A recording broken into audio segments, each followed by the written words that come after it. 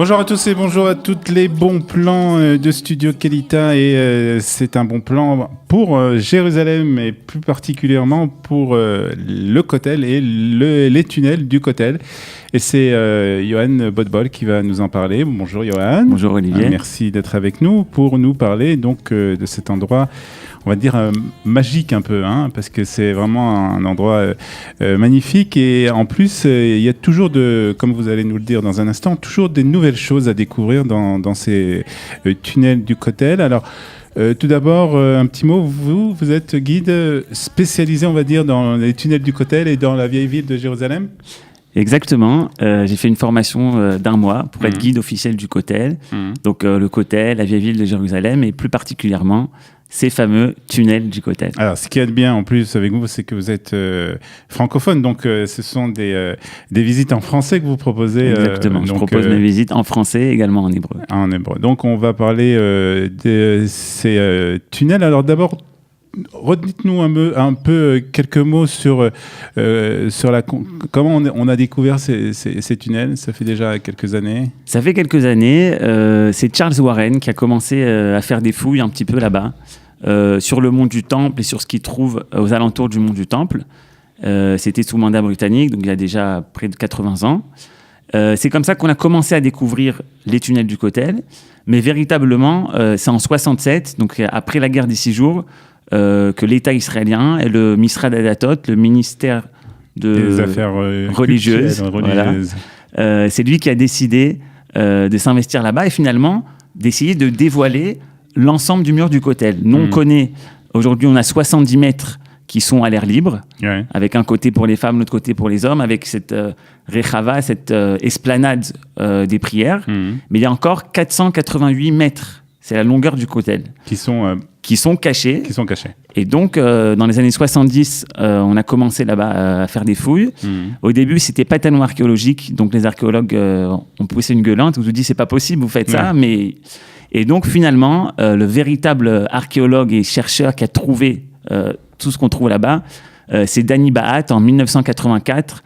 C'est assez récent quand même, 1984. Ce sont des fouilles assez récentes qui ont été donc découvertes. Et ça a été ouvert au public quand ? Je ne sais pas exactement la vérité. D'accord, ok. Alors, qu'est-ce qu'on peut voir déjà ? Des choses qu'on connaît déjà, mais c'est bien de rappeler qu'est-ce que la visite contient en fait ? Finalement, c'est une visite entre 1h40 et 2h qui allie détente, découverte et émotion. Et on se balade finalement le long du Kotel, le long du mur occidental. Et on est sous le quartier musulman de la vieille ville de Jérusalem. À l'époque, il y a 2000 ans, c'était à l'air libre. Et donc moi, je dis toujours, quand je commence à guider, maintenant, il faut faire un switch. On se trouve 2000 ans en arrière et on commence notre visite. Voilà, on va voir bien évidemment les magnifiques pierres du Kotel que Hérode a bâties il y a près de 2000 ans. Et on va passer face à la 4e pierre la plus grande et la plus lourde au monde. Donc c'est quelque chose de monumental.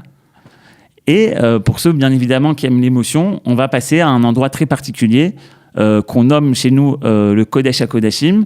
On va se trouver directement face à l'endroit du Saint des Saints. Alors en fait, c'est l'endroit le plus proche du Kodesh HaKodashim. L'endroit le plus proche du Kodesh HaKodashim qui se trouve encore à l'extérieur du mont du Temple. Donc on est en ligne droite à 20 secondes de cet endroit où le grand prêtre rentrait le jour de Yom Kippour. C'est vrai que c'est un moment avec beaucoup d'émotion lorsqu'on passe devant cet endroit, en tout cas pour certains. C'est un moment aussi de faire des prières, de s'arrêter quelques minutes. Donc ça fait partie, on va dire, de la visite traditionnelle du tunnel du Kotel. Mais au fur et à mesure, il y a encore des recherches qui sont faites, il y a des nouvelles découvertes dans ces tunnels et on va parler un peu des nouveautés qui ont été révélées il y a très peu, avec une première découverte, c'est la découverte d'un théâtre romain. Exactement. Moi j'aimerais dire que je fais ce métier, je suis passionné de ce que je fais et souvent on me le dit et je suis passionné parce que dans l'archéologie et plus particulièrement au Minarot à Kotel, au tunnel du Kotel, il y a toujours un renouveau, on essaye toujours de surprendre le visiteur. Et celui qui a fait la visite il y a 10 ans, il n'aura pas la même visite cette fois-là. Alors, une des dernières découvertes archéologiques, c'est la découverte d'un théâtre romain. C'est passé aux informations il y a quelques mois. C'est une découverte soudaine parce qu'on ne s'attendait pas du tout à ça, à cet endroit. Ça se situe à peu près où dans les tunnels? Si je vous dis, on est à côté du Keshet Wilson, pour ceux qui connaissent, en dessous de l'arc de Wilson. En fait, on a voulu tout simplement, les archéologues ont voulu découvrir encore des strates du Kotel, tout simplement, puisque le Kotel que nous on connaît, il continue encore. En profondeur. Donc, c'est ce qu'on a essayé de faire à cet endroit-là. Ils ont commencé, on a découvert ils ont creusé. On a découvert 8 nouvelles rangées du mur du Kotel. On reconnaît, c'est les pierres d'Hérode, il y a 2000 ans. Et lorsqu'on continue cette découverte, on se rend compte que, waouh, finalement, il y a un théâtre romain. Alors, c'est un petit... Au même endroit.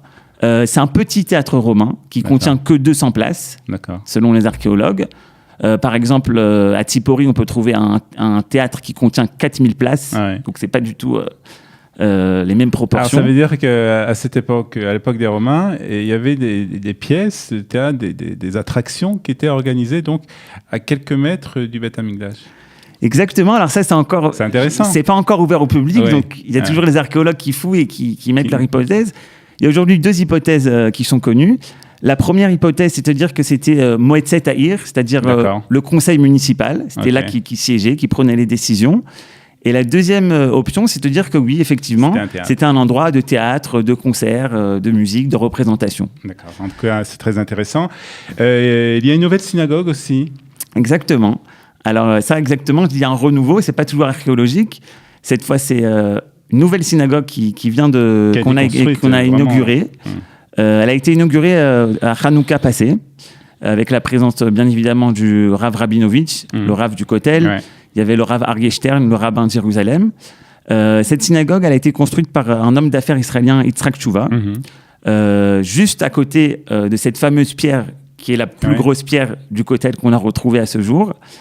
Et elle est assez particulière, puisque c'est sa fille elle-même qui a fait tout le design de la synagogue, et le Aron HaKodesh, qui est magnifique, que vous pouvez certainement voir sur les photos, qui est arrondi comme ça, Metsoupé Zahav, qui est donc plaqué en or, et par-dessus, au-dessus de ça, il y a le buisson ardent qui est représenté de Moshe. Donc c'est quelque chose de tout nouveau, très beau, qui est ouvert déjà. Non, alors justement, on a fait l'inauguration à Hanouka, mais après, on a bien évidemment décidé déjà de faire des rénovations et d'arranger pour que ce soit... complètement. Mais ça va être ouvert très bientôt. Voilà, ça va être ouvert bientôt, ouvert au public. Mais c'est pas la seule synagogue qu'il y a d'ailleurs dans. Non, il y a une autre synagogue. Il y a une autre synagogue, l'ancienne synagogue qui est celle-là, pas en face de la grande pierre, mais en face du Kodesh HaKodashim. C'est la synagogue du Rav Getz, Zichrono Livracha. Et il y a un minyan là-bas tous les matins. Il y a un minyan là-bas tous les matins. J'ai eu le plaisir de prier 2 fois au Netz le matin. J'étais invité à une bar mitzvah.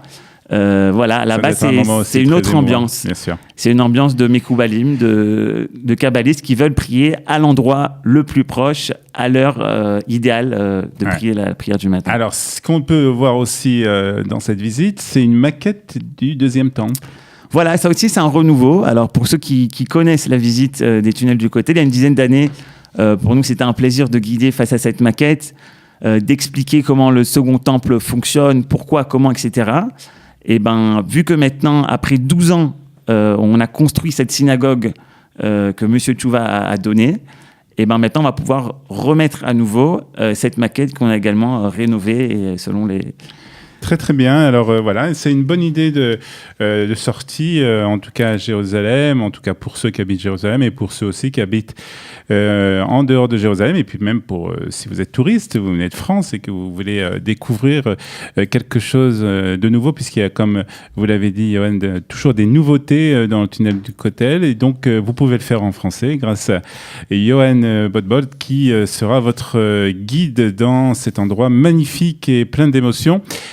Comment fait-on pour vous contacter, Yoann ? Alors, pour me contacter, on peut me contacter sur Facebook, Yoann Aaron Botbol, ou par mail également, c'est yoann15b@hotmail.fr.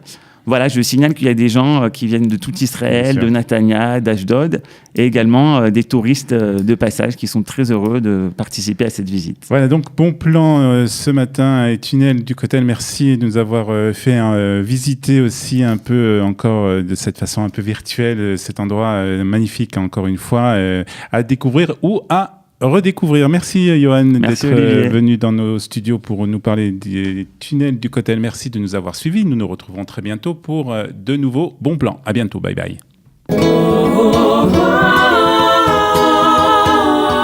Les bons plans pour profiter de la vie à l'israélienne, c'est tous les jours sur Studio Kalita.